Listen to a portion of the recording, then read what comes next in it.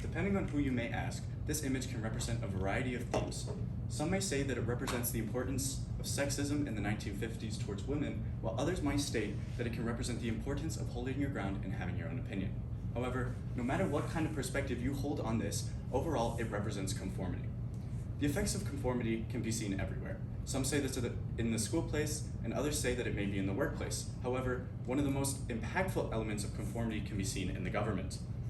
This college board image, titled "The Holdout" by Norman Rockwell, perfectly demonstrates conformity in the government, as it showcases a jury room and a woman who is being convinced by her peers in order to conform to their own opinion.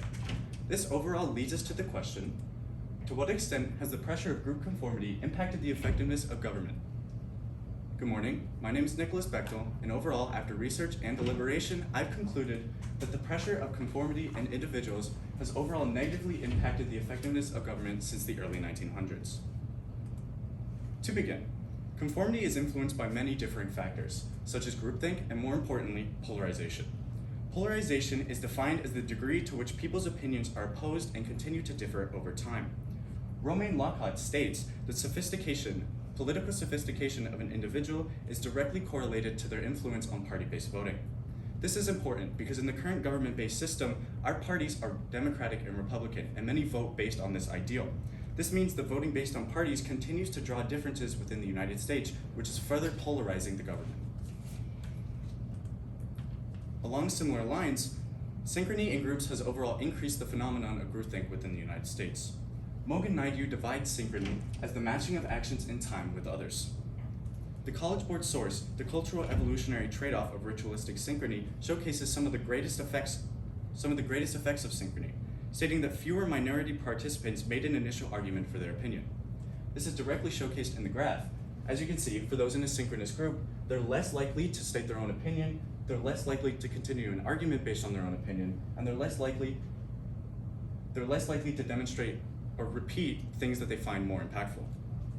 This can have detrimental effects on the government, as it makes it so people are scared to portray their own opinions, whether it's on laws, officials, or new policies being enacted. This overall leads to a conforming group to a majority, which overall decreases individualism in the government.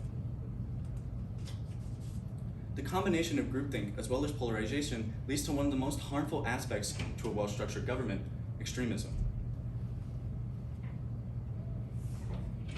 Peter Barker puts it that in America has not come together to defend its democracy, it's only split further apart. As you can see in the chart, ritualistic synchrony shows a link to not only groupthink, but also harmful obedience. One of the most recent and substantial examples of harmful obedience would be the January 6th riots, in which Trump supporters stormed the US Capitol in protest to recent Democratic winnings for Joe Biden.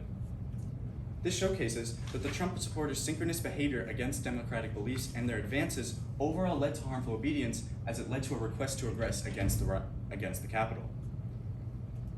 This showcases how harmful obedience is linked to the negative effects in conformity, and overall shows that in a government that's based on the people, conformity can lead to extremism, which overall has a negative effect, which overall may threaten people as well as the validity of the government. In similar light, conformity within the government also increases the rate of party-based voting.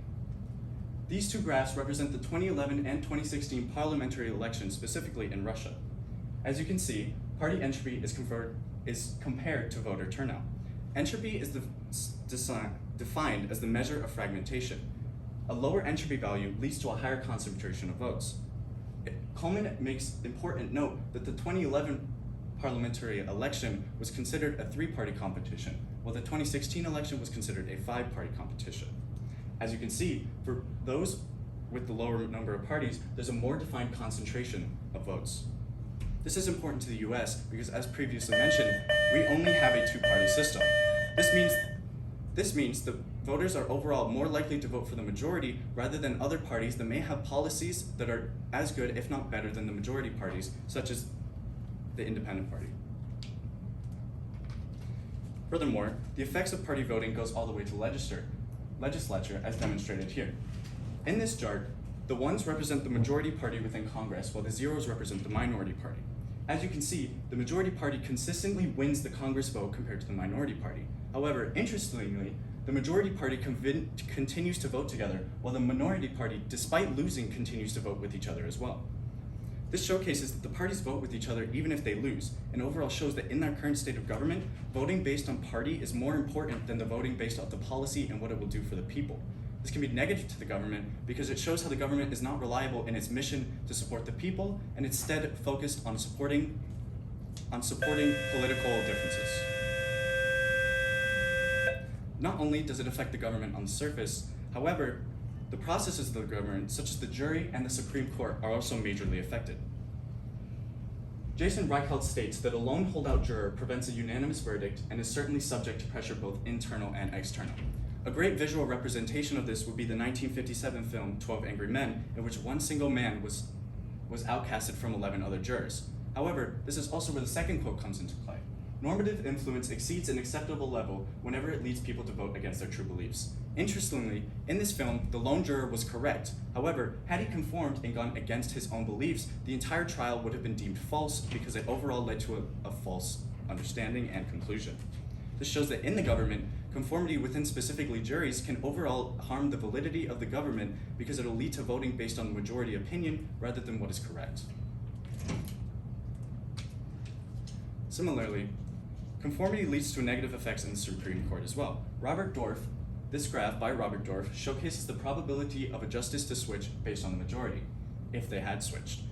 Justices are 68.3% likely to switch had there been a large majority if they switched, compared to only a 31.7% majority who switched if there was a smaller majority. This showcases that even in the highest form of court, government is not only entirely reliable, because it represents a group rather than the individualistic perspectives.